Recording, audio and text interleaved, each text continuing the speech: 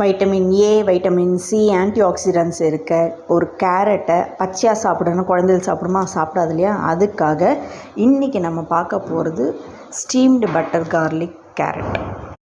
ஒரு ஸ்டீமரில் இந்த மாதிரி கேரட்டை ஸ்ப்ரெட் பண்ணிவிட்டு ஒரு 10 மினிட்ஸ் வேக வச்சா போதும். அழுத்தி பார்த்தா ஒரு 3/4 வேக்காடு வெந்திருந்தால் போதும். நம்ம பச்சையாக சாப்பிட முடியாதுன்றதுனால 3/4 வேக்காடு இருந்தால் போகும். இது நம்ம எடுத்து வச்சுக்கலாம். ஒரு கடாயில் நல்லா 1 ஸ்பூன் பட்டர் போட்டுக்கோங்க. குட்டி குட்டியாக நறுக்கினேன் 10 பூண்டு பல்ல நான் குட்டி குட்டியாக நறுக்கினேன். அதை பொன்னிறமாக வறுத்து எடுத்துக்கலாம்.